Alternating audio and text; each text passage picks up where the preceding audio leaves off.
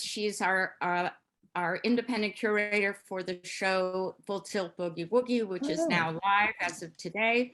And it has 25 years as a curator and exhibition specialist for museums and galleries in New York and Florida and San Francisco before she was named Curator of Exhibitions at the Morris Museum.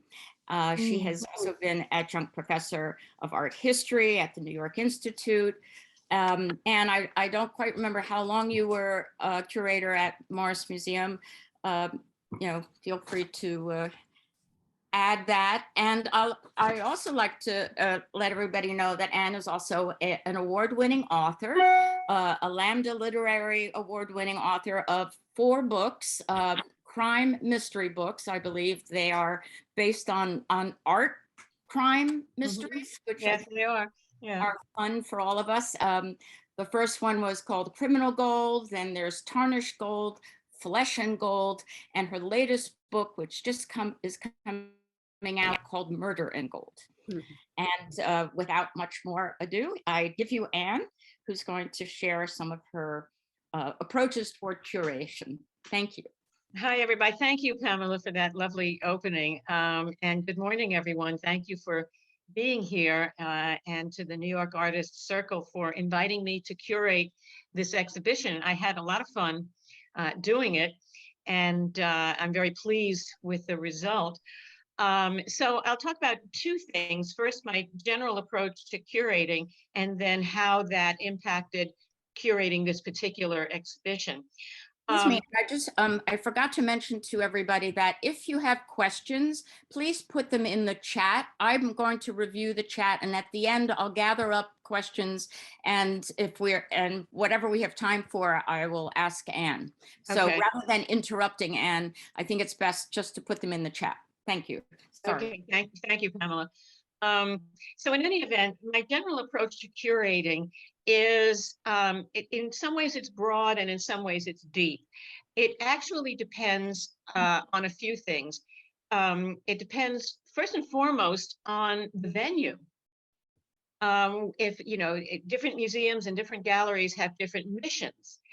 So my vision for a show would have to follow the guidelines, so to speak, of the museum's mission. So when selecting an agenda, a calendar of exhibitions, say for the year or 2 or 3 years in advance, which most museums do, I have to take into consideration the museum's mission statement. Who is their audience? Who is their community? Who do they want to outreach to broaden their community, and so on? So the exhibitions will fulfill that mission. So that would be, one of the considerations. Then once the exhibitions are established, once, say, a theme for a particular exhibition is established, and then I search through. If it's a group show, then I would either invite certain artists, or there would be an open call, or some combination of both, and then studio visits in the pre-COVID days and all of that, so that the show then becomes a narrative. All exhibitions, into my way of thinking, are stories. They really are a narrative. Now, it's not necessarily a linear narrative, once upon a time and so on. But when a viewer goes in to see an exhibition that I've curated, they are seeing a narrative about something, either about this artist's work and their state of mind at the moment, or if it's a retrospective, the arc of the artist's work, or if it's a group show, how these particular artists hang together. What's the total story here between one artist and another? How does one lead into the next? If it's a specific theme, as in Boogie Woogie, or other kinds of themes, if it's historic and so on, then that's the story about that. Now, the public may not be conscious, so to speak, that they are in the, as they walk through the gallery, that they are in the midst of, they're being told a story, but somewhere in their subconscious they are. The show is successful if that story is told. So that's my approach generally and then specifically to curating. Not just a bunch of pictures that look well together or sculptures that look well together, even if they do look well together, unless they have some sort of significant narrative about it, it's really not an exhibition. It's just a hodgepodge. So I brought that particular approach to this exhibition, to Boogie Woogie, to Full Tilt Boogie Woogie. And as I wrote in the show statement, in the curatorial statement, I was looking for work that had a sense of energy about it, that had its sense of bursting loose finally, after this year and a half and more of constraints that we've been living under. Even though artists, even during the COVID period, life in the studio may not have changed all that much, since making art is a very isolate sort of experience, and artists could continue to do that. But the interchange, the social actions between artists, the studio visits, the whole social end of the art making process, and the conversational end of the art making process between artists. Of course, all of that, most of it went away.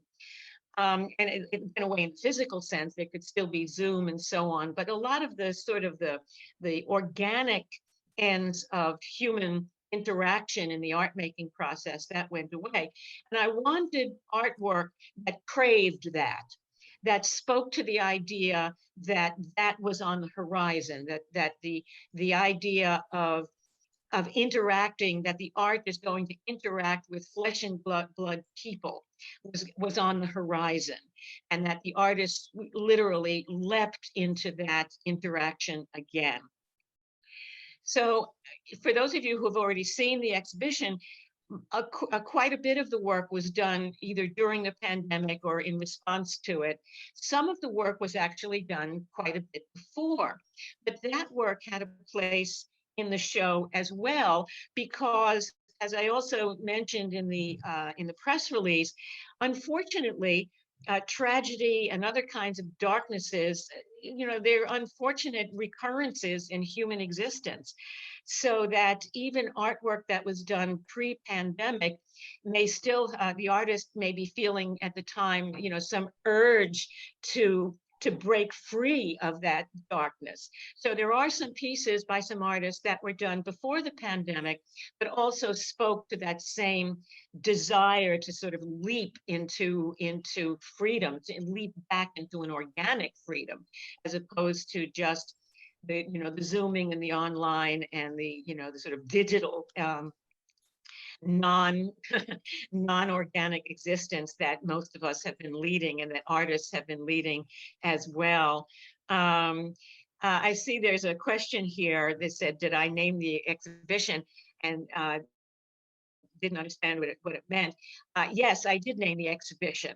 And as Pamela remembers, and some of you also in attendance might remember, I actually had a previous theme in mind that dealt more directly with the pandemic, and the group stated, and I agreed instantaneously, that gee whiz, that's really, it's been done, and it's maybe it's a little depressing and so on. So that kind of triggered my thinking to go in the other direction, and I came up with the idea of just getting back into life full tilt, just racing back into living and creating and doing it at full tilt.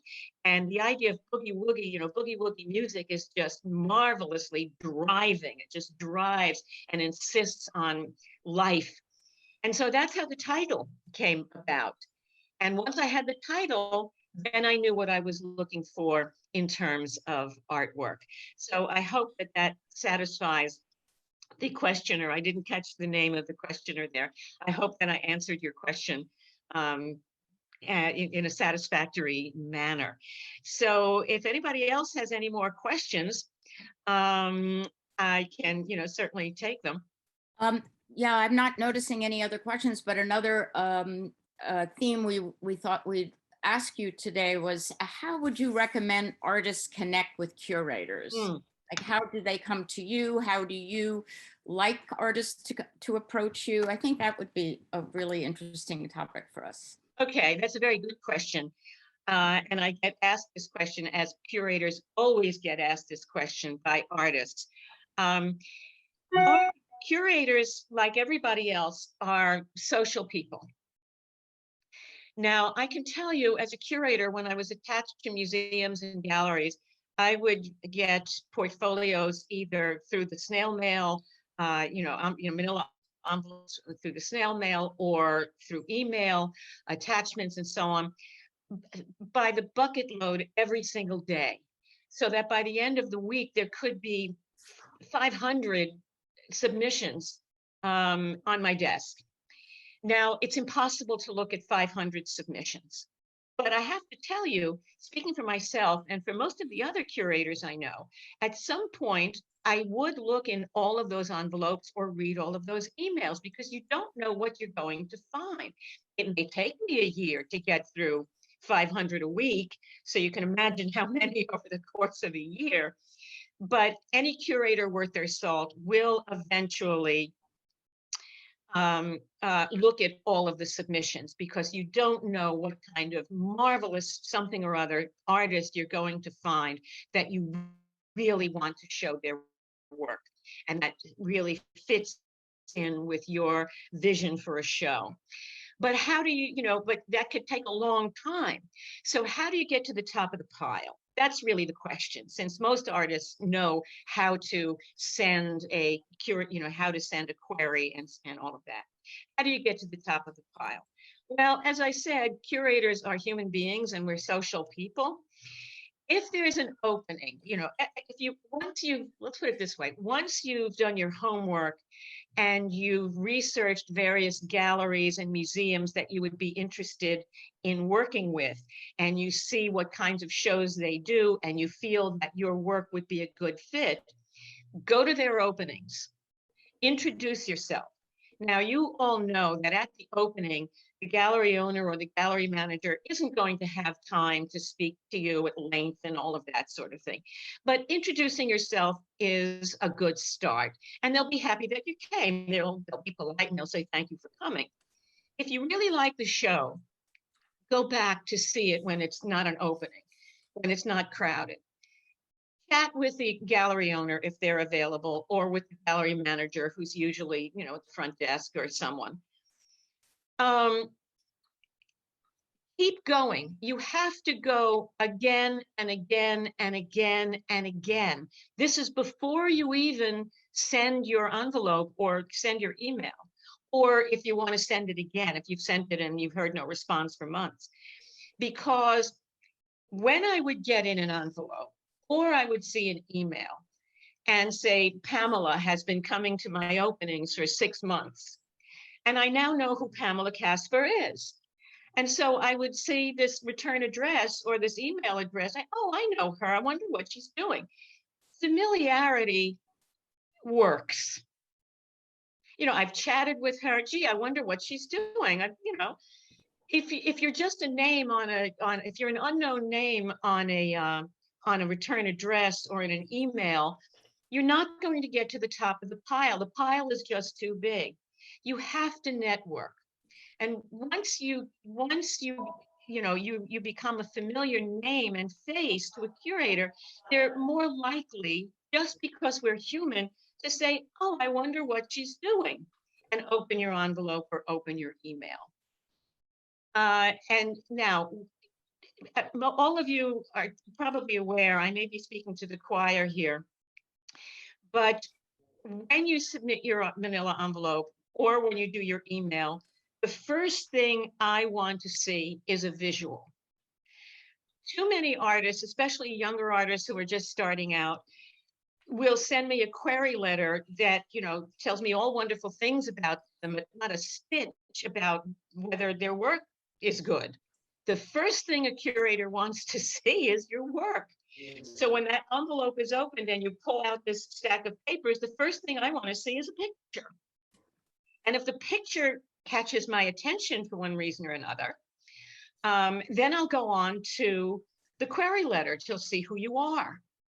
and what kind of approach you have to your work. And then I'll look at your resume and see, all right, what have you done? Now, the resume is important. It's important and not important.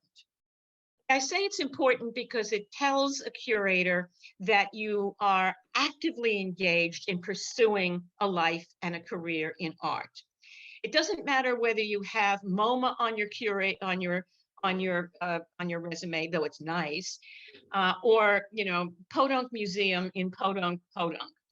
The point of it is that if you have a number of shows that you've pursued and you've gotten into, that tells me that, yes, this is a serious person who is going to approach things professionally. I don't have to run after them to get the work on time and so on. That's really the purpose of the resume. It's not necessarily a prestige piece. It's a professionalism piece. Now, if you do have MoMA and the Met and MoCA and some of that's, not to knock it, that tells me, okay, this person is doing the work and getting out there. I need to look at this person. But don't sweat if you don't have those big names on there, because the most important thing is the work itself. Like I say, the first thing I want to see is an image. Once you've impressed me with that image and your query letter, then I'll look at the rest of your images, your slideshow, whatever it is you sent me. And from that whole package, then I'll say, yeah, she'll fit into this show that I'm organizing. Or no, she's not going to fit into this show, but I want to do a studio visit. I want to see what's going on here for future reference. I want to keep my eye open on this person and maybe build a show at a later date. But you have to get that envelope open first, or that email open. And the way to do that is to get to know the curator. That's you have to remember that we're human beings and we respond to familiarity. If we don't know your name and we have 500 other envelopes to go through that month, then you're just going to have to be patient and either forget about me, move along, or do the work and get to know me. All right. So I think there's some other questions in there, Pamela. I saw some come up. In particular, I think you're mentioning opening an envelope, which and so many people don't send things in the mail anymore. It's really Right. by email. So would the Right. same thing apply for an email sent to you? First the image or images, Yes. and then the query letter, and then Absolutely. In your attachments, or in your package of stuff, when I open that email, the way, of course, with an email, the first thing I'd want to see is a picture. Now, when you open an email, it's going to be text. So make sure there's a picture at the top. Okay. The first thing I want to see is your artwork, because it may turn out that you're a brilliant writer, but a not so hot visual artist. So if the first thing I see is a query letter and I say, oh, this is beautifully written, what the hell has that got to do with your art? Well, something, but not enough. right. The query letter may tell me that you think clearly, that you're professional, but it doesn't tell me anything about your artwork. So the first thing always is the artwork, 100% of the time. Here's a good question about the resume. When you've been an emerging artist for 50 years, and clearly you don't want to list every single show you've been in for 50 years, how would you recommend that they shave down the resume to one page? What are the important shows? Obviously, one-person shows, and what else to think of? The one-person shows, yes. The most recent shows, because museums and galleries are changing all the time. You may have had a brilliant show, say 50 years ago, but that gallery may be out of business now, so there's no reference. So the shows that you list, they need to be referenced. I want to be able to go into their website, to their past exhibitions page, and take a look at your show or your work in a group show, whatever it is that you're putting on the resume. So I would say, go for the most recent. Okay. Also, go for the shows. You may be in a show, you may have had a solo show or be in a group show, and you may not have liked that show. You may not really want me to see it, even though it may be at in a prestige institution. You may have felt, well, that show's weak and it's really not representative of where I am now or how I've grown.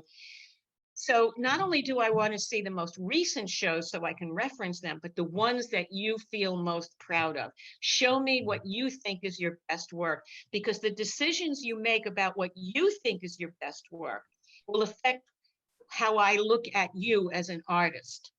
So that's, for those of you who've been, say, an emerging artist for 50 years, show me what you got, so to speak. Show me your best and something that I can go into and check on. Something from 50 years ago, I might not be able to check on. And do you still welcome receiving resumes in the mail and like, paper photos that you can look at versus email? I have to say for myself, yes. Some people just feel more comfortable in sending snail mail stuff, sending paper stuff. Most of the stuff does come in digitally these days, but not all of it. I don't really have a preference. The way to make that decision, I think, is we all know that stuff on, that's transmitted digitally can sometimes change the color a bit, or it can change the intensity, whereas something that is printed, especially if you take the time and expense to print it properly, not just run it off on your home printer, can be more accurate. So if you send me something that you feel shows me your best face, so to speak. If print is the best way to do it, send me an envelope. But in that envelope, maybe also put the work onto a USB stick so I can transfer it digitally into my computer. So I have it in case I can't, there's no room in the file for the paper, and so on and so on, so that I have a digital reference that I can save. Thank you. And perhaps, I don't know if we have time for more. Well, yeah, we have 10 more minutes, but a question, do curators like looking at website galleries? And I'm not really sure what the person who asked the question means by website gallery. Online shows or galleries that put their work online. That way. I'm not sure that speaking for myself, I'm not sure I would make a distinction except in one respect. As far as galleries are concerned, most of them, at least, especially since the pandemic, are putting more and more stuff online. And galleries stay in business by being successful, so to speak. So that I would know that if this gallery has, been around for a while, if it's one I'm familiar with, or if it's one I'm not familiar with, but I check them out and they've been in business for X amount of years and they've done these successful shows and their works appeared in the media and so on, then yeah, that gives it a certain heft. But that doesn't mean that the strictly online shows don't. As I say, you never know what you're going to find. I would look at an online show as quickly as I would look at a gallery or museum show, because it's the same way with the envelopes. You don't know what you're going to find. And I would hate to think that I would pass up the next brilliant artist just because I thought, well, it's an online show. That's crazy. Yeah. Actually, the question asker clarified that she meant, do you mind looking at artists' individual websites? Oh no! Oh, absolutely. Especially when you send me your email or your print thing, include your website. I absolutely go into websites to look at the artist's work, and then I'll read the statement. I get a rounded picture of the artist and their approach. Absolutely. And how would you get to their website? Through links that the artist sends in their query? Yeah, when you send your query, when you send a package or email, yes, absolutely include any contact information, your website, your blog site, send me your stuff so I get a sense of you.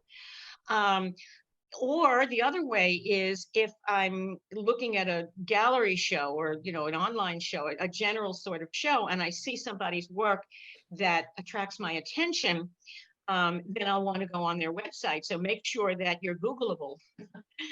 Even if you haven't sent me a package, maybe I'm coming after you. So make sure that you're accessible, make sure you're findable. Right. An artist is asking, how diverse must an artist be, or not be, I guess?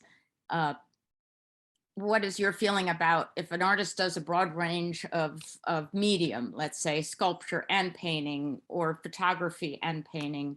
Does that put you off, or do you see them as not focused? No, I don't see it as not focused at all. I see the art has to be good. It just has to be good.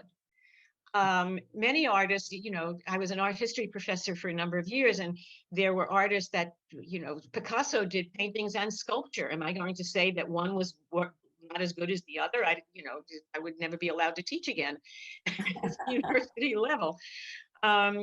Michelangelo did architecture and sculpture.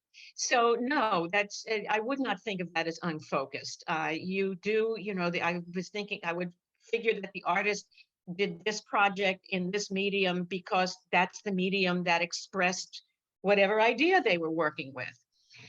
So no, I have no problem with somebody who works across media.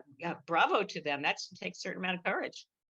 Well, that actually inadvertently answered a question we thought we might pose you, which is how your art history background informs your curation and your approach to work. And you've actually answered it in that question. And perhaps you want to add how else it might have informed your work. It does. All of us, whether we're artists or not, I tend to think of every human being as the end product of all the human beings who ever came before us, either through our families or bloodlines or, cultures or what have you. We are all the end product of, whoever came before us. And the next generation adds to that. They're the next end product of whoever came before them, and that includes us. So my art history studies over the decades does inform my curatorial ideas, not in the academic sense. I'm not insisting that every artist plug into everything that came before them. That would be unfair to the artist.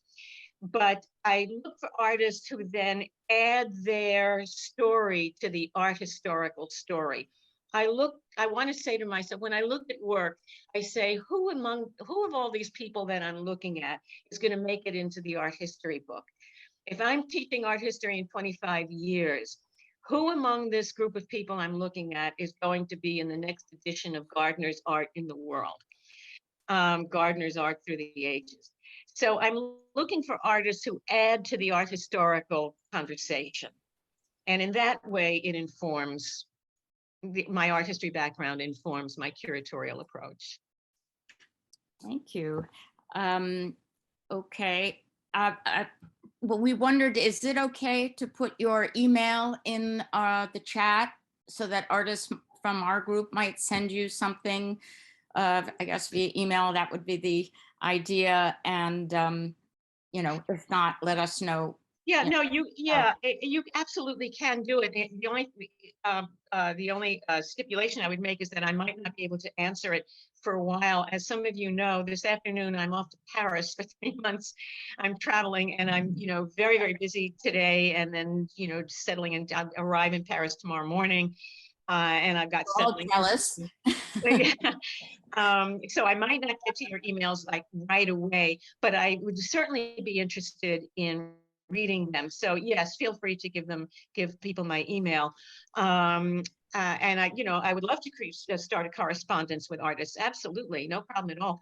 Right. And when for the opening on the 14th, I will be speaking to you from Paris.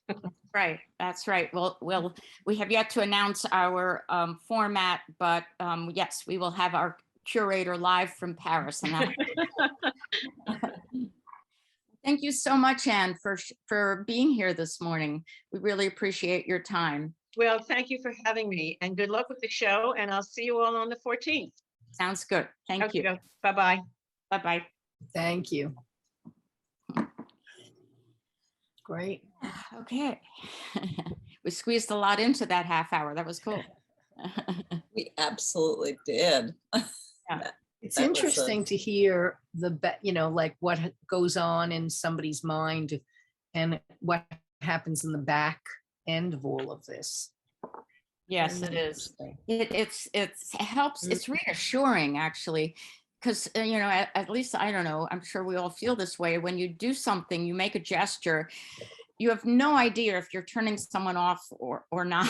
And it's just so nice to have, like, to know, yes, curators are human. Yes, go to that opening, chat that person up, maybe go to 6 openings at that gallery. It'll make a difference. And you know what? Marina said that too. I didn't get the chance to say I was in that also first group. And one of the major things Marina said was to network. And of course, before the pandemic, go to museum openings and become a member of a museum, because then you are more likely to meet curators at those shows. But in any case, Marina said exactly what Anne said. So, Great job, Pamela. Great job. thank you. All right.